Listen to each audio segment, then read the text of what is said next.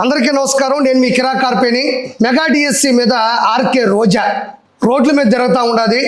మరి ఆవిడ ఏం మాట్లాడుతుందో ఒకసారి విందాం.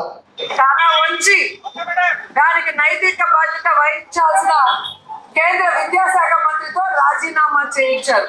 మీరంతా జూజూబీలు ఏపీ రాష్ట్రంలో మీరు ఏ విధంగా అయితే ఈ ఈవీఎంలని స్కామ్ చేసి దొంగదారిలో మరి ఇక్కడ ఆర్కే రోజా చెప్తుంది సెంట్రల్ మినిస్టర్ కూడా రాజీనామా చేయించారు.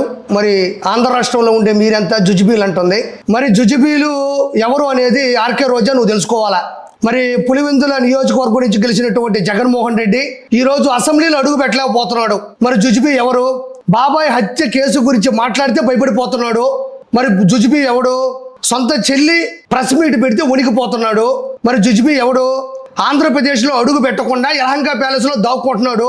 జుజుబీ ఎవడు? జుజుబీ అన్న జుజుబీ చెప్పేది జిలేబీ. కాబట్టి మనం మాట్లాడేటప్పుడు కొంచెం ఆలోచించాలా. మరి ఈవిడ మాట్లాడే మాటల్లో ఎవరు భయపడిపోతున్నారు? ఇంకోటి గమనించాలా. ఈవిడికి ఎవరు దండేసిందా? మెల్లో కుదమట్టమైనటువంటి దండ ఒకటి వేశారు. దేనికి దండ? మేమన్నా స్వాతంత్ర సమరయోధురాలువే? మేమన్నా ప్రజల హక్కుల కోసం పోరాటం చేసిన దానివే? చేస్తున్న దానివే? నువ్వేమన్నా నీతి నిజాయితీగా బతికేదానివే? ప్రజల కోసం స్వచ్ఛందంగా సొంత డబ్బులతో ఏమైనా కార్యక్రమాలు చేసిన దానివే? దేనికి నీకు దండ? మామూలుగా లేదు దండ కూడా, ముందుగానే చెప్పేసినట్టుంది. నీటికి అల్లినారయ్యా. కింద ఒక పూలు, మధ్యలో ఒక పూలు, పైన ఒక పూలు, మంచిగా ఒక దండ కొనుక్కొని వేసుకొని వచ్చి ఆడ కూర్చుంది. దేనికి దండ? మెడలో దండ, చేతిలో ఒక కుండ. ఆ కుండలో అంత సజ్జనంగా వేసుంటే కడుపు నిండా దీన్ని కూర్చునేది. చూడండి, వచ్చిన ప్రభుత్వం మీది కాబట్టి ప్రజలు ఈ రోజు రోడ్డు మీదకి ఎలా వస్తున్నారో చూశారు. మొన్న పొగాకు రైతులు జగన్ గారు వస్తే ఎలా వచ్చారో చూశారు. చూసాం. ఇప్పుడు నీ అనుకున్నారు చూడు 10 మంది ఆ పొగాకు రైతుల దగ్గరకు వచ్చింది. జగన్మోహన్ రెడ్డి అన్న పత్తి రైతుల దగ్గరికి వెళ్ళినా, మామిడికాయల రైతుల దగ్గరికి వెళ్ళినా, జగన్ అన్న డెకాయిట్లని పరామర్శించడానికి వెళ్ళినా ఆ 10 మంది ఉంటారు.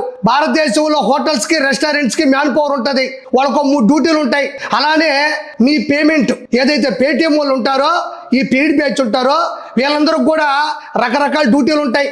ఇప్పుడు మరి వీళ్ళు ఏ డ్యూటీలో ఉంటారో చూడాలా. ఒక ఆయన కలద్దాలు వేసుకొని ఉన్నాడు. ఇక్కడ చూడండి, వెనక పక్క స్క్రీన్లో ఇక్కడ గమనించినట్లయితే ఏదైతే చిన్న ఫ్లెక్సీ ఉందో తిరగబడిపోయి ఉంది ఎక్కడ అని.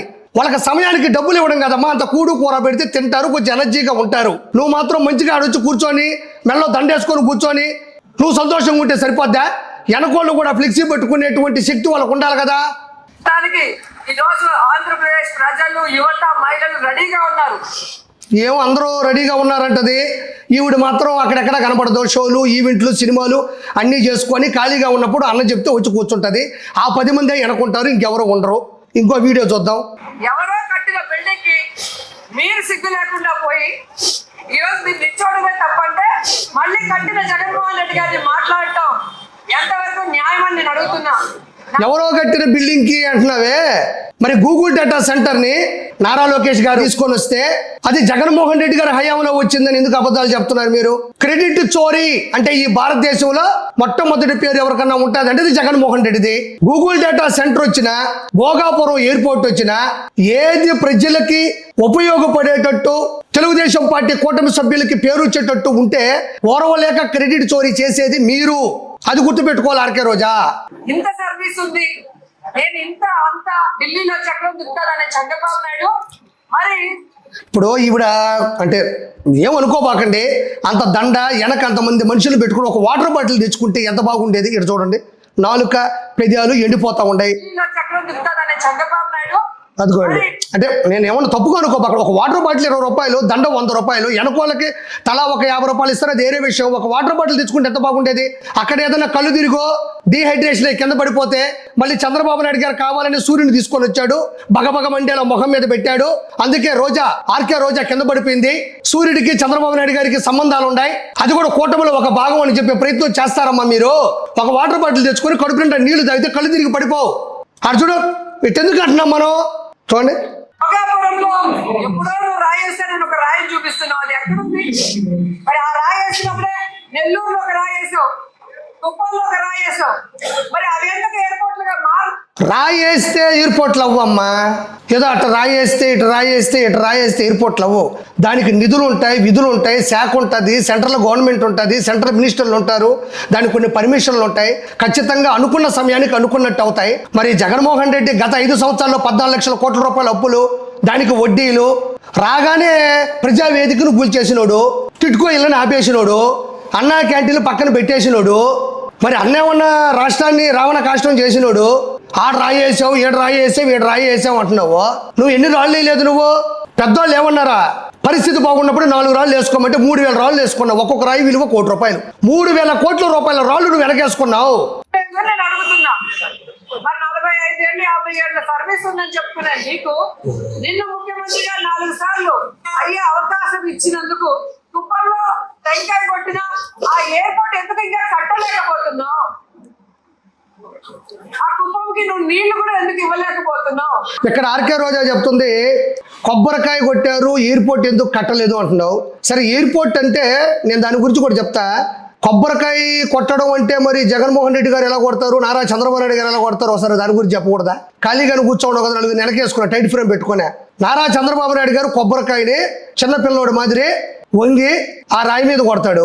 మరి జగన్మోహన్ రెడ్డి కొబ్బరికాయ కొట్టాలంటే ఆ పురోహితుడు మరి ఆ బ్రాహ్మణులను పైకెత్తి ఆయనకి ఇస్తే ఆయన హుందాగా కొబ్బరికాయ కొట్టి మళ్ళీ కింద నీళ్లు పోస్తాడు. మరి ఆ కొబ్బరికాయ గురించి మాట్లాడు. కుప్పంకి నీళ్ళు ఇవ్వలేదంటున్నావు. హంద్రీ నివా జలాలు ఏందవి? హంద్రీ నివా జలాలు ఎక్కడి నుంచి వచ్చినాయి? గతంలో జగన్మోహన్ రెడ్డి ఒక చిన్న తూంకి వాటర్ ట్యాంకర్ ద్వారా నీళ్లు తెచ్చి టైట్ క్లోజ్ షాట్ పెట్టి పోసేసి కుప్పంకు మొత్తం నీళ్ళు ఇచ్చేసి సంకలు గుద్దుకుంటే, నారా చంద్రబాబు నాయుడు గారు ఈరోజు ఏకదాటిగా ఆంధ్ర రాష్ట్రానికి చివరి అంచుల్లో ఉండేటువంటి గ్రామం, దానికి సంబంధించినటువంటి చెరువుల్లో కూడా హంద్రీ నివా జలాలు ఇచ్చినటువంటి పరిస్థితి. గతంలో నేను ఆ వీడియో చేశాను, వైరల్ అయింది కూడా. కుప్పంలో నీళ్ళు అందించినటువంటి చంద్రబాబు నాయుడు గారు మరి ఇవ్వలేదు నువ్వు ఎలా చెప్తావు అని నేను ప్రశ్నిస్తున్నా. కాబట్టి ఇంకా ఈ జంజీల కాలంలో కూడా పాత కాలంలో లాగా నువ్వు అబద్ధాలు చెప్పు. జంజీలు అంటే ఇక్కడ మెగా డిఎస్సి విషయంలో కూడా అన్ని విషయాల్లో కూడా ఈవిడ ఈ మధ్యన ఒక పాట పాడుతూ ఉంది, జంజీలు. ఈ అనుకుండే వాళ్ళు ఎవరున్నా జంజీలా? వెనక చూడండి ఒకసారి, అందరూ ఒక్కరు చూడండి బాగా టైట్ ఫ్రేమ్లో. ఈ రైటు, ఆ లెఫ్ట్, ఆ వెనక ఆయన, ఆ పక్క ఆయన, వీళ్ళందరూ జంజీలా?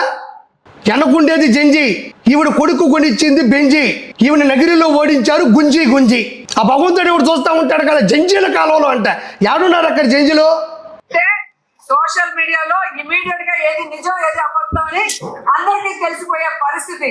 కాబట్టి సోషల్ మీడియా కాలంలో ఏది మంచి ఏది చెడు అని తెలిసిపోతుంది. కాబట్టే జగన్మోహన్ రెడ్డికి 151 నుంచి 11 సీట్లు కట్టబెట్టారు.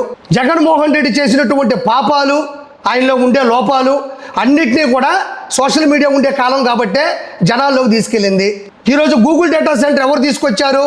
మరి ఈరోజు 16,347 మెగా డిఎస్సి పోస్టులు భర్తీ చేసింది నారా లోకేష్ గారు. 148 రోజుల్లోనే భారతదేశంలో మరెక్కడా జరగని విధంగా 16,347 టీచర్ పోస్టులు భర్తీ చేసింది నారా లోకేష్ గారు. అది కూడా ఎలా తెలిసింది? సోషల్ మీడియా కాలం కాబట్టి. 1994 నుంచి 2025 వరకు 14 డిఎస్సీలు కేవలం తెలుగుదేశం పార్టీ హయాంలో వచ్చినవే. 196,619 ఉపాధ్యాయుల పోస్టులు భర్తీ జరిగింది. ఈ రోజుకి మరెక్కడ జరగని రాష్ట్ర అభివృద్ధి ఇక్కడ జరిగింది. 196,619 ఉపాధ్యాయుల పోస్టుల భర్తీ. ఈ రోజు అనుభవం కలిగినటువంటి అధ్యాపకులు, ఉపాధ్యాయులు ఆంధ్ర రాష్ట్రంలో మీకు తరచూ కనబడుతూనే ఉంటారు. అక్కడక్కడ వాళ్ళందరూ ఎవరైనా ఉన్నారు అంటే అది తెలుగుదేశం పార్టీ హయాంలో నుంచి వచ్చిందే. ఇవన్నీ నిజాలు కాబట్టే, నిఖార్సైన నిజాలు కాబట్టే ఈరోజు ప్రజలకు తెలిసారు కాబట్టే మిమ్మల్ని ఈరోజు తరిమి కొడుతున్నారు జనాలు. ఎక్కడికి వెళ్ళినా కూడా, పరామర్శకి వెళ్ళినా, పరమ వెధవల్ని పరామర్శించడానికి వెళ్ళినా, సంబంధం లేని పిలవని పేరంట మామిడికాయల రైతులు, పత్తి రైతులు ఎక్కడికి వెళ్ళినా కూడా అక్కడ పెయిడ్ బ్యాచ్ని మీరు తీసుకెళ్లి పదే రిపీట్ చేస్తూ ఉంటే, అన్నొచ్చినప్పుడు బట్టలు ఇప్పి డ్యాన్సులు వేస్తూ ఉంటే, పిల్లల్ని రెచ్చగొట్టి మావయ్య అని పిలిపిస్తూ ఉంటే, వీటన్నిటినీ కూడా ఈరోజు వీళ్ళందరూ పెయిడ్ బ్యాచ్, పేటిఎం బ్యాచ్, డబ్బులు తీసుకొని చేస్తున్నారు అని పదే జనాలకి తెలిసేలా చేస్తున్నారు సోషల్ మీడియాని.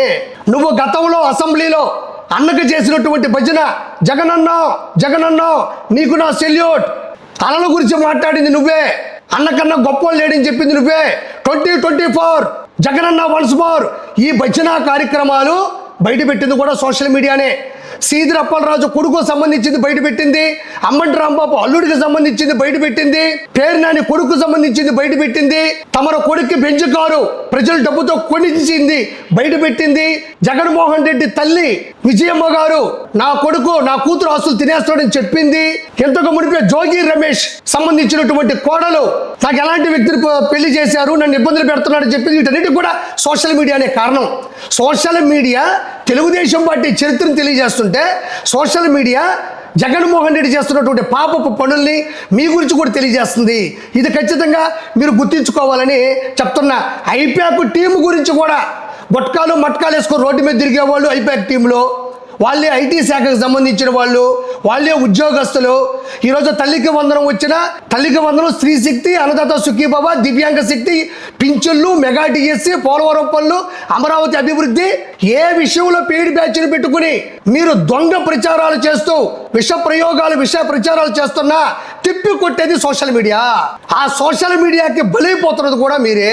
సో ఈ విధంగా మెగా డిఎస్సి పేరుతో మెగా డిఎస్సిని చూపించి ఈరోజు యువతను మోసం చేసిన లోకేష్ మీద సిబిఐ ఎంక్వైరీ చేయాలి. లోకేష్ నైతిక బాధ్యత వహించి రాజీనామా చేయాలి. లేకపోతే మీరు పోలీసులు పెట్టుకొని ఎన్ని దాడులు చేయాలనుకున్నా రెడ్ బుక్ రాజన్. నేను ఆర్కే రోజా నీకు చెప్పింది అదే. దెయ్యాలకి వేదాల గురించి చెప్తే ఏం తెలుస్తుంది?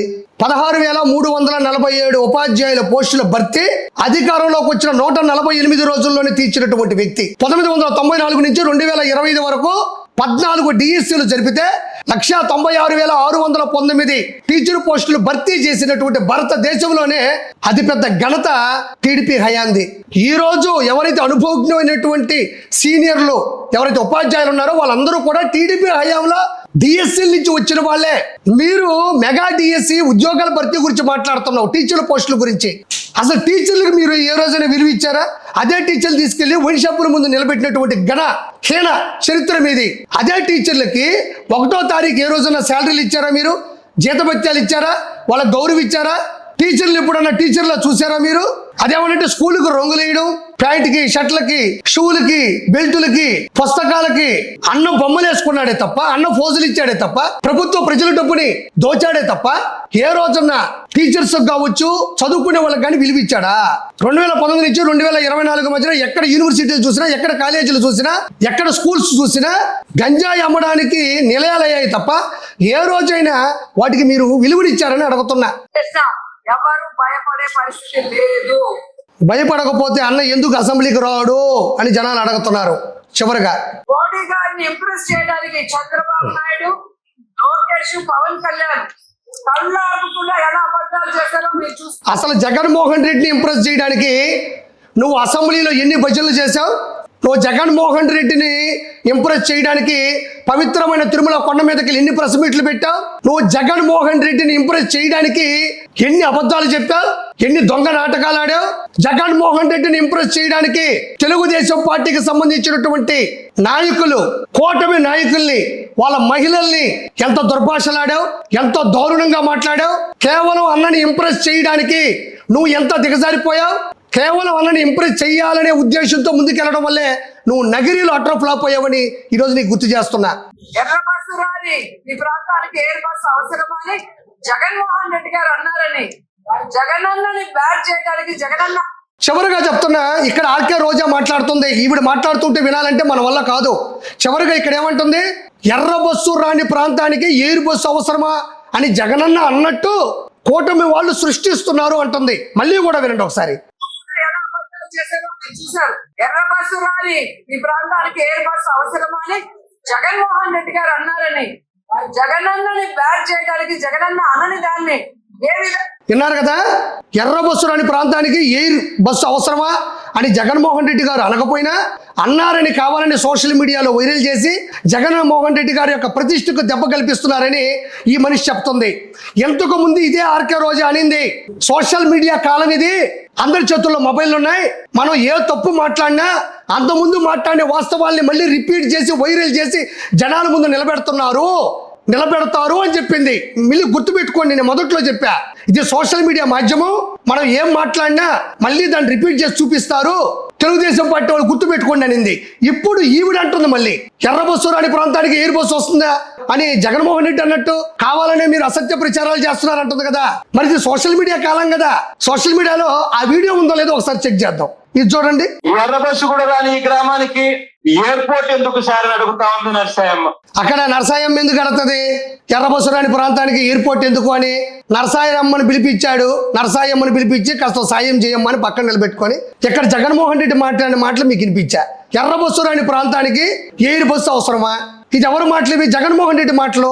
మరి ఆ రోజు మాట్లాడిన మాటలు సోషల్ మీడియా మాధ్యమాల్లో ఉన్నాయి కాబట్టి నేను మళ్ళీ చూపించాను. మరి జగన్మోహన్ రెడ్డి గారు అనలేదు, మేము ఎవరు వినలేదు అని ఎందుకు అబద్ధాలు చెప్పడం? కాబట్టి చివరిగా నేను చెప్పేది, ఆర్కే రోజా గారు 16,347 ఉపాధ్యాయుల పోస్టుల భర్తీ అయినా 1994 నుంచి 2025 వరకు 196,619 టీచర్ పోస్టుల భర్తీ అయినా ఏదైనా ఒక చరిత్ర. నారా చంద్రబాబు నాయుడు గారు, నారా లోకేష్ గారు, పవన్ కళ్యాణ్ గారు, కూటమి సభ్యులు అందరూ కూడా ప్రజలకి న్యాయం చేయాలని ముందుకెళ్తున్నారు తప్ప ఎవరికి నాశనం చేయాలని, ఎవరి భవిష్యత్తు కొట్టాలని వాళ్ళకి లేదు. ఇది ఒక మంచి ప్రభుత్వం. చివరిగా నేను చెప్పేది ఒకటే, నువ్వు ఖాళీగా ఉన్నప్పుడల్లా మినిమం అన్నయ్య చెప్పాడు విను, చదువు, తర్వాత మాట్లాడు. Thank you so much.